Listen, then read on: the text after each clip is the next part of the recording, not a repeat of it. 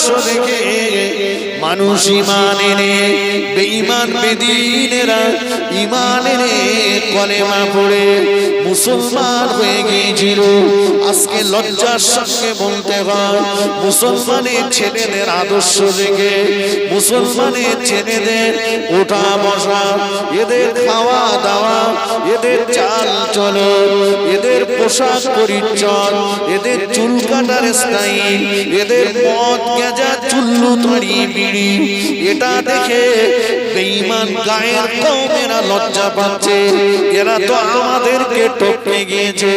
মুসলমানের ছেলেরা মুসলমানের আদর্শকে ভুলে যে, বিশ্ব নবীর আদর্শকে ভুলে যে, এরা বেঈমান গায়ের কওমদের আদর্শ, এরা ইহুদি খ্রিস্টানদের আদর্শকে নিজের জীবনে বাস্তবায়ন করে চলেছে।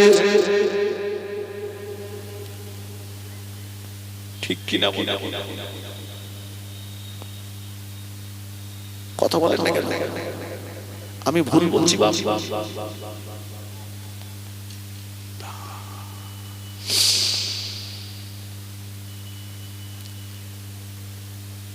তাহলে শুধু লড়াই লড়াই লড়াই চাই, লড়াই লড়াই লড়াই চাই বললে হবে?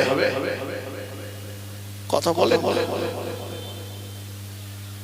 আল্লাহর সাহায্য ছাড়া, আল্লাহর মদদ ছাড়া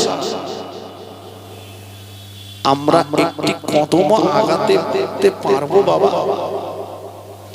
না, একটি কদম পারবো না। কিন্তু আল্লাহর সাহায্যটা পাবে কারা? ঈমানদারেরা, তাই না? ঈমানদারেরা।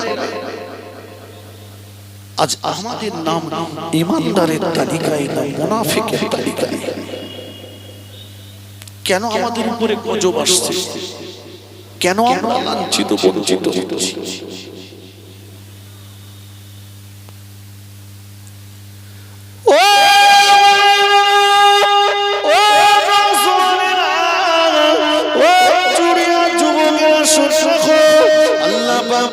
শরীফের ভিতরে জানিয়ে দিয়েছে, ইয়া আইয়ুহাল্লাযীনা আমানু, হে আমার ঈমানদার বিশ্বাসী বান্দাগণ, হে আমার বিশ্বাসী বান্দাগণ, লা তাত্তাখিযু, খবরদার তোমরা গ্রহণ করো না, ইহুদা ওয়ান নাসারা, ইহুদি এবং খ্রিস্টানদেরকে আউলিয়া, তোমাদের বন্ধুরূপে।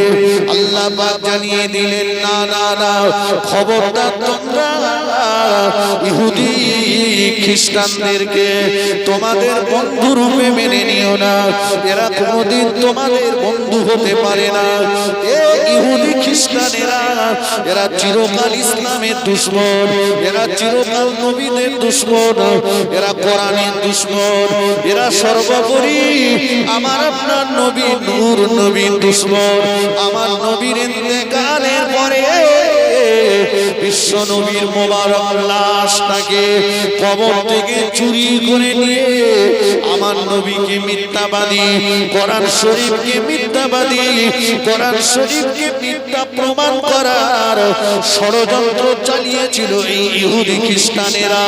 না না, তোমরা কোনোদিন এদের বন্ধুরূপে মেনে নিও না। ও মুসলমানেরা, একবার বলুন, আল্লাহ পাক নিষেধ করেছেন ইহুদি খ্রিস্টানদের বন্ধুরূপে মানতে, অথচ 25শে ডিসেম্বর কেক কাটলো কারা? এদের জন্ম মুসলমানের ঘরে না ইহুদি খ্রিস্টানের ঘরে।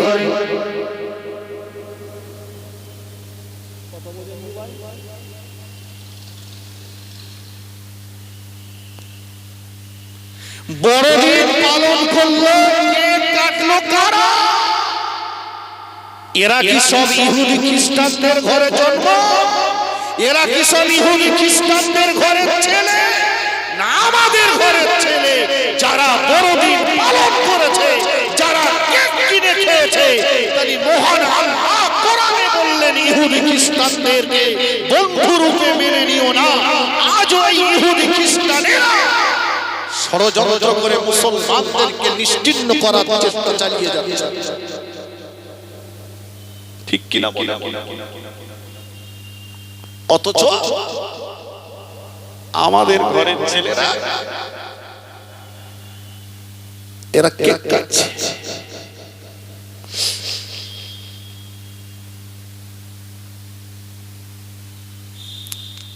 আমি জানি না গুসুরিয়ার ছেলেরা কেক কেটেছে কিনা, কেক খেয়েছে কিনা।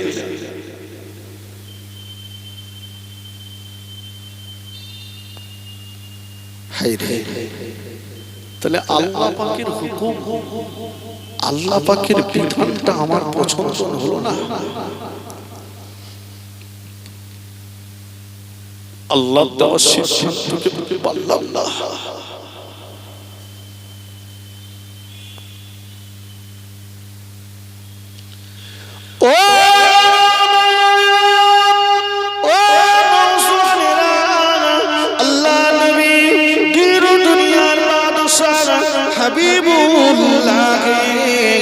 জনাবে মুহাম্মদ রাসূলুল্লাহ সাল্লাল্লাহু আলাইহি ওয়াসাল্লামের দাদু ভাই, আল্লাহ নবীর দাদু ভাই আল্লাহ নবীর দাদু ভাই আব্দুল মুত্তালিব বলেন, রাতের শেষ ভাগ আমি যেন দেখছি খানায়ে কাবা শরীফের পাশে কারা যেন খুসখাস খুসখাস করে কথা বলছে।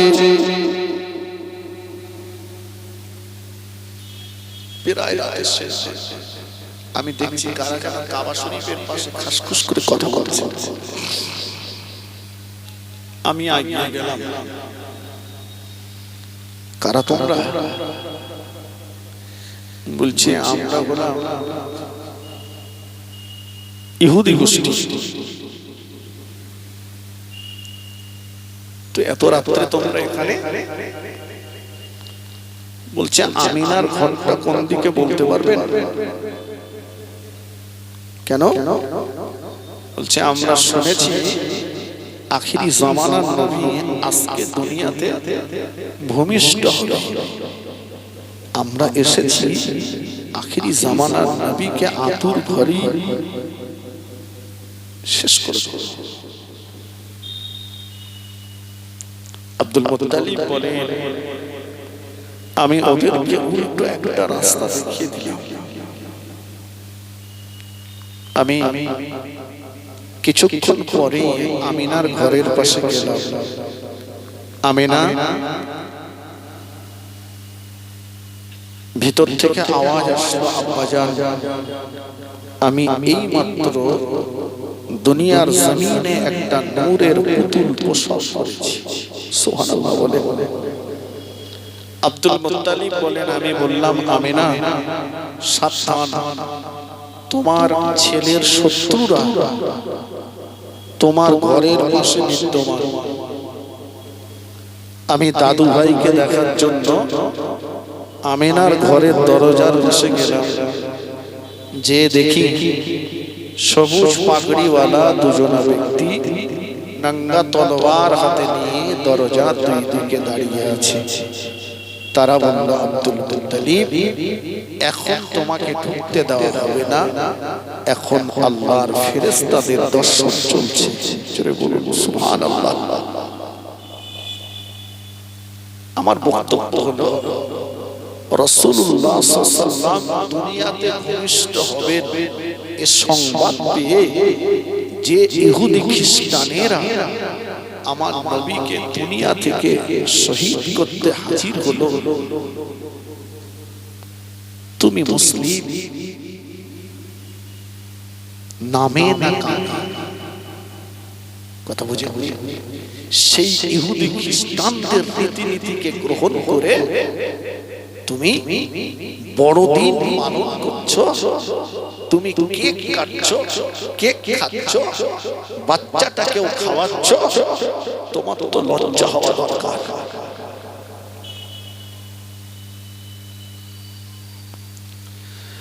নওজওয়ানেরা, যুবকেরা, আল্লাহ নবী হাদিস শরীফের ভিতরে জানিয়ে দিলেন, মান তাসাব্বাগা বিকওমিন ফাহুয়া মিনহুম।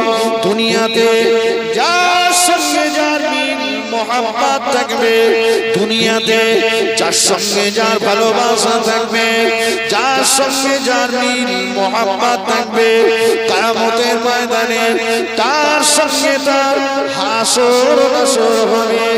ও নওজোয়ানেরা, মনে রেখে দাও, মুসলমানের ঘরে জন্ম তোমার হলেও দুসুনিয়া গ্রামে জন্ম যদিও তোমার হয়েছে, ইন্তেকালের পরে কবরটা যদিও এই গ্রামের কবরের মাটিতে দেওয়া হয়েছে, কবরটা যদিও এই গ্রামে তোমার দেওয়া হয়েছে, কিন্তু না না, লাশ তোমার ট্রান্সফার হয়ে যাবে ওই ইহুদি খ্রিস্টানদের কবরস্থানে, ওখানেই তোমার লাশ চলে যাবে। মুসলমানদের কবরে তোমার লাশ থাকবে না, তোমার লাশ ট্রান্সফার হয়ে যাবে ইহুদি খ্রিস্টানদের কবরে। কিয়ামতের ময়দানে ইহুদি খ্রিস্টানদের সঙ্গে তোমার হাসর নাসর হবে, ইহুদি খ্রিস্টানদের সঙ্গে কিয়ামতের ময়দানে তোমার হাসর হবে। এটা আমার কথা নয়, এটা বিশ্ব নবীর কথা। ও মুসলমানের ছেলেরা, মনে রাখো, যারা বড়দিন করেছে, যারা কেক খেয়েছে, যারা এই দিন পালন করে ইহুদি খ্রিস্টানদের রীতিনীতি অবলম্বন করেছে, একটাবার মুফতি সাহেবদের কাছে ফতোয়া নিয়ে দেখো তোমার ঈমান আছে না গেছে।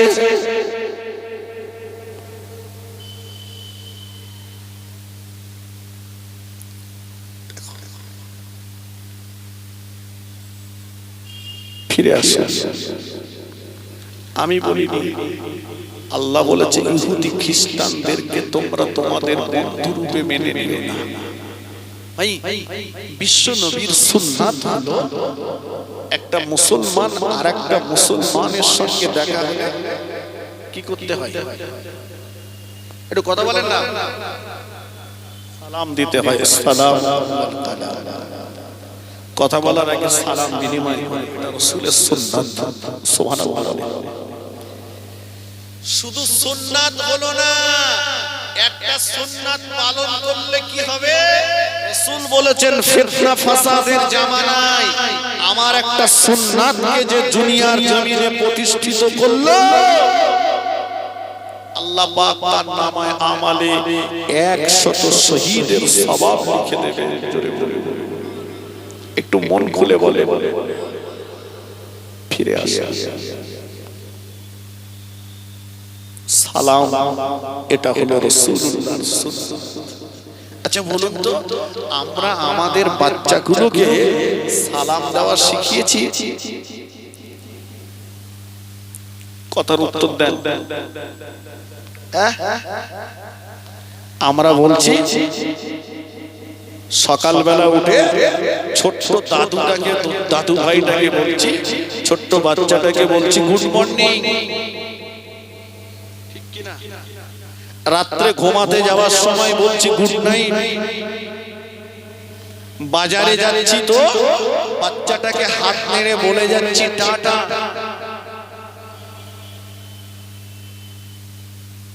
হ্যাঁ না বলে না, ভুল বলছি আমি? Good night, good morning, tata, এটা কি মুসলমানের কালচার?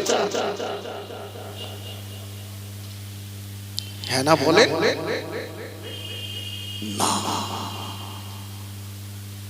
তাহলে মতে দিলাম আমার বাচ্চাটার ভিতরে ঢুকিয়ে।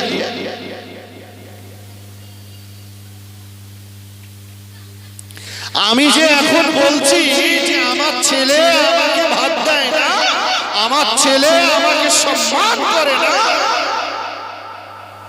ছেলে আব্বা বলে ডাকে না, মা বলে ডাকে না, এটা অন্যায়। একবার না হাজার বার বলবো ছেলের এটা অপরাধ।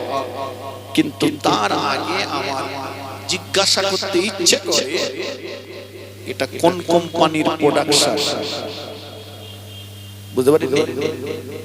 আপনি যদি বাড়িতে ন্যাংরার আম গাছ লাগান, তা ওই গাছে হিমসাগর আম খাওয়ার আশা করাটা কি বুদ্ধিমানের কাজ হবে? আল্লাহ যদি কুদরতি শক্তিতে ন্যাংরা গাছে হিমসাগর দেয়, তাই মনে করতে হবে যে আপনার কপাল খুলেছে। আর তা না হলে প্রাকৃতিক ভাবে আমরা যা দেখি স্বাভাবিক নিয়মে ন্যাংড়ার আম গাছে হিমসাগর হবে না।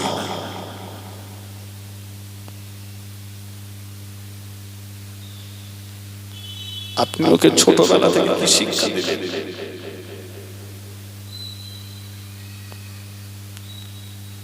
মা বাবার যেমন দায়িত্ব রয়েছে, সন্তানের যেমন দায়িত্ব রয়েছে মা বাবার সেবা করা, সন্তানের যেমন দায়িত্ব রয়েছে মা বাবার সেবা করা, ও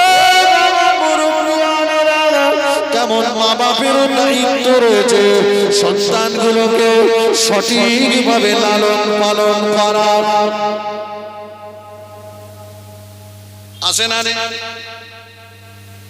এক নাম্বার হলো সন্তান যখন দুনিয়াতে ভূমিষ্ঠ হয় ওর ডান কানে আযান দাও, বাম কানে ওর আকামত দাও।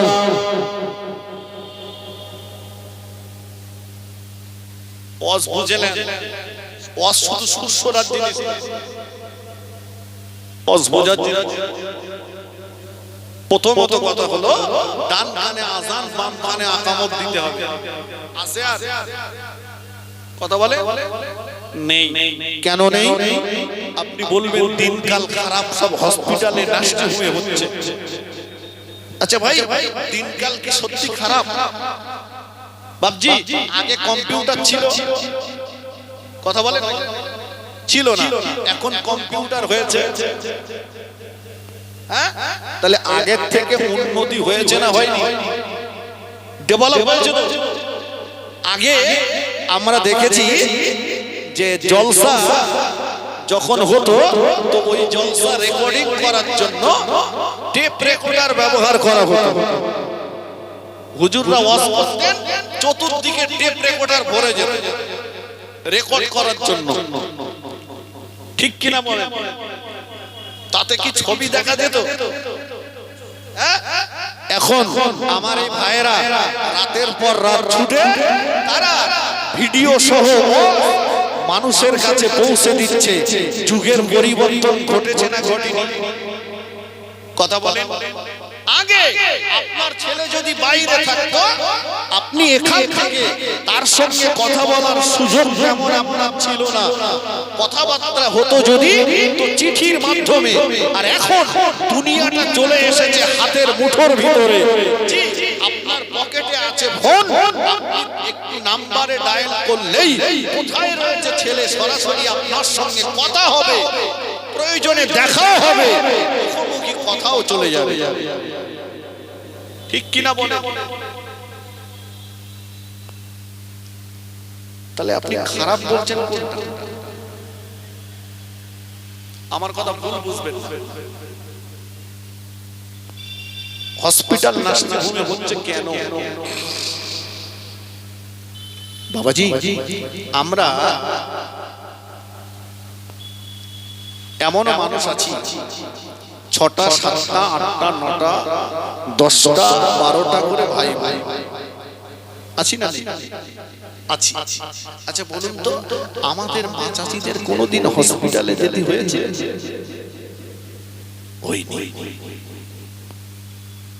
হয়নি। এখন হসপিটালে যেতে হচ্ছে। আমরা যেগুলো পাচ্ছি এগুলো হচ্ছে আমাদের দু হাতের কামাই করা পয়সা। কথা বোঝেন? বুখারী শরীফের মতো হাদিস হচ্ছে ইন্নামাল আমালু বিন্নিয়াত। বান্দার বান্দির নিয়াতের উপরে আল্লাহ পাক তার পাওনাটা দেবেন। আমাদের মা চাচিদের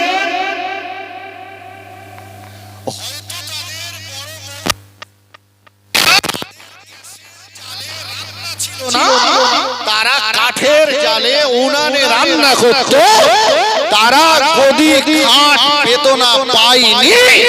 এখনকার মতো বিলাসিতা তাদের ছিল না, তবে তাদের পদ্মাটা অনেক মজবুত ছিল। আজও মা চাচিরা যারা দুনিয়াতে বেঁচে আছে তাদের পর্দার খুব একটা ঘাটতি নাই।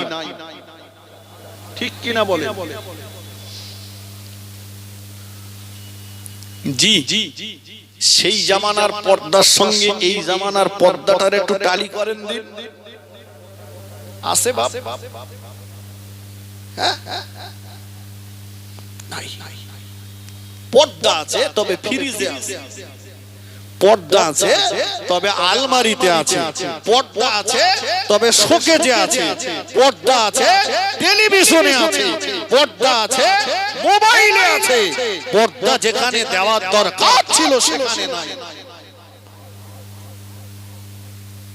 আগে বিয়ে করে বাড়ি আনতো বেশিরভাগ গরুর গাড়ি, না হয় পালকি। তাই তো বাবাজি ঠিক বলছি তো? তো পালকিটা ঘেরা ছিল, বউ দেখা যেত না। এখন সুন্দর করে গাড়ি ফুল সাজিয়ে নিয়ে যাচ্ছে আর আনছে একটা মশারির নেট ছেড়া মাথায় দিয়ে। পরের দিন বিউটি পার্লার থেকে লোক এনে সাজিয়ে বৌমাটা কি মৌলানা বলুন, কি হাজি সাহেব বলুন, নামাজি বলুন, সাধারণ মুসল্লি বলুন, বৌমাটাকে বিউটি পার্লার থেকে সাজিয়ে এনে একদম সিংহাসনে বসিয়ে দিয়েছে। ও যেন সরকারি বউ। কি বউ বলেছি? সরকারি বউ। এইসব যে যা পারো মুখ দেখো, মাল দে দাও। এই কোম্পানি থেকে আল্লাহর ওলি জন্ম নেবে? এই ওলি হবে না বুনো ওল হবে?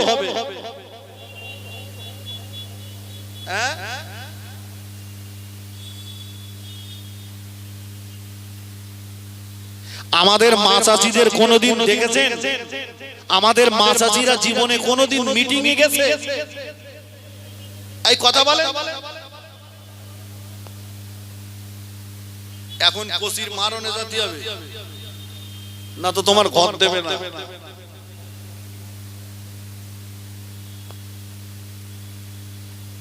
কি যুগে আমাদের মা চাচিরা কোনোদিন দোকানদারি করেছে? আপনি চলুন বাজারগুলোতে, বেশিরভাগ চায়ের দোকানদারগুলোতে মেয়েরাই দোকানদারি করছে। পাম্পে তেল দিচ্ছে মেয়ে ছেলে, বাসে কন্ট্রাক্টরি করছে মহিলা। চলুন, নেতৃত্ব দিচ্ছে মহিলা। বাড়িতে বাড়িতে গ্রামে গ্রামে ঢুকে গেছে মহিলা সমিতি আন্দোলন। তুমি যখন তোমার পর্দাকে ছেড়েছো নারী, তো তোমাকে তো যেতেই হবে হসপিটালে, রেহাই নাই। ঠিক কি না? তুমি যদি তোমার ইজ্জতটাকে হেফাজতে রাখতে, তার জিম্মাদারি খোদ আল্লাহ থাকতেন। জোরে বলুন সুবহানাল্লাহ। প্রমাণ নিয়ে নেন। বিশ্ব নবী এসেছেন যে মায়ের গর্ভে, মা আমিনা। এই মা আমিনার গর্ভ থেকে বিশ্ব নবী দুনিয়াতে ভূমিষ্ঠ হবে। নবীর মায়ের কাছে আল্লাহ দুজন ধাত্রী পাঠালেন। একজন হচ্ছেন নবী ঈসা আলাইহিস সালামের আম্মা জান মা মারিয়াম, অপরজন হলেন ফিরাউনের স্ত্রী আসিয়া।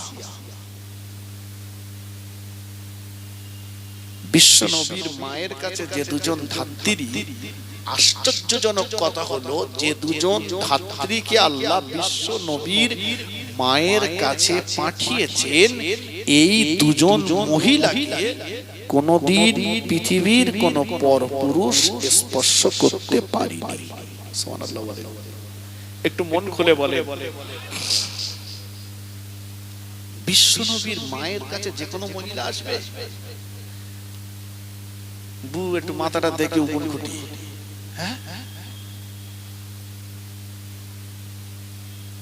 এ দুজন মহিলাকে পৃথিবীর কোন পুরুষ স্পর্শ করতে পারেনি। ফিরাউন তার ক্ষমতার বলে মা আসিয়াকে বিয়ে করেছিল। মা আসিয়া জামানার সুন্দরী নারী ছিলেন।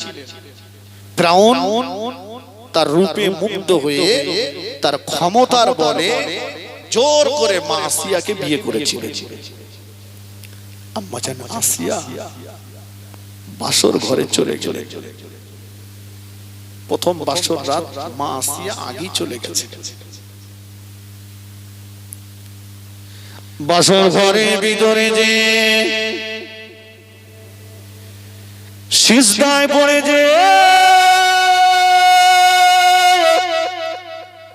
আল্লাহ পাকের দরবারে রোনাজারি করতে লাগলেন। আল্লাহ পাকের দরবারে অঝর নয়নে কাঁদতে লাগলেন। আল্লাহ পাক আপনার দুশমন যে, আপনার শত্রু যে, আল্লাহ পাক আপনার দুশমন যে, আপনার শত্রু যে, আমি আসিয়া তার সঙ্গে বন্ধুত্ব স্থাপন করতে চাই না। আল্লাহ পাক আপনার দুশমন যে, আপনার শত্রু যে, আল্লাহ পাক সে আমার শরীর স্পর্শ করুক, সে আমার শরীর উপভোগ করুক, এটা আমি আসিয়া চাই না। আল্লাহ পাক ফিরআউন হলো আপনার দুশমন, ফিরআউন হলো আপনার নবী মুসার দুশমন। ও রব্বুল আলামিন, আল্লাহ পাক যে আপনার দুশমন, আপনার নবীর দুশমন, সে আপনার বান্দি আসিয়ার পবিত্র শরীর উপভোগ করুক, এটা আমি চাই না আল্লাহ, এটা আমি মেনে নিতে পারছি না আল্লাহ পাক। ও রব্বুল আলামিন, আল্লাহ পাক ওই বেঈমান ফিরআউনের কবল থেকে, বেঈমান ফিরআউনের নাপাক হাত থেকে, বেঈমান ফিরআউনের নাপাক সঙ্গ থেকে আপনার বান্দি আসিয়াকে কিভাবে আপনি হেফাজত করবেন, এই দায়িত্বটা আমি আপনার কুদরতি হাতে তুলে দিলাম। আল্লাহ পাকের রহমতের দরিয়ায় জোশ মেরে গেল। আল্লাহ পাক জানিয়ে দিলেন, ও আমার মাহবুবা বান্দি আসিয়া, কাঁদিস না, কাঁদিস না, তোর কান্না আমি আল্লাহ সহ্য করতে পারি না।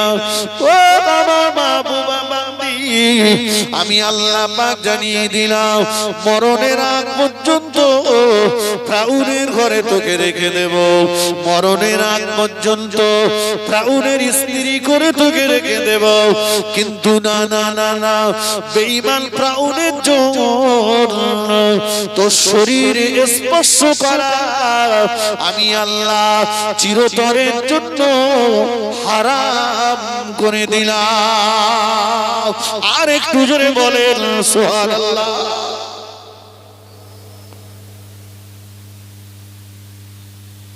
নিজের ইজ্জত হেফাজতের জন্য সাহায্য চাইছেন কার কাছে? আল্লাহর কাছে। ফিরআউন ঘরে ঢুকলো, আসিয়া মা আসিয়া বললেন, বলুন। ফিরআউনের গোটা শরীরে থরথর থরথর থরথর করে কম্পন শুরু হয়েছে, কাঁপছে থরথর করে, গোটা শরীর, হাত পা অসাড় নিঃশ্বাস হয়ে যাচ্ছে। আসিয়া, আমার শরীর এমন হচ্ছে কেন? আমি তো বলতে পারবো না, আমি তো জানি না, আপনি ডাক্তার দেখান। যেই ফিরআউন মা আসিয়ার ঘর থেকে বাইরে বার হয়ে আসলো, শরীরটা তার আগের মতো স্বাভাবিক হয়ে গেল। আবার যেই ফিরআউনের ঘরে ঢুকে শরীরটা তার আগের মতো কম্পন শুরু হয়। ফিরআউন কোনদিন মা আসিয়ার পবিত্র শরীর স্পর্শ করতে পারেনি। জোরে বলুন সুবহানাল্লাহ। তাহলে মা আসিয়ার বক্তব্য ছিল, দাবি ছিল আল্লাহর কাছে, আল্লাহ যে আপনার দুশমন, যে আপনার নবীর দুশমন, তার সঙ্গে আমি বন্ধুত্ব করতে কথা বলেন, চাই না, চাই না। এখনকার ছেলেরা, এখনকার মেয়েরা বলছে, বেশ কিছু মেয়ে বলছে দাড়িওয়ালা ছেলে নট অ্যালাউড।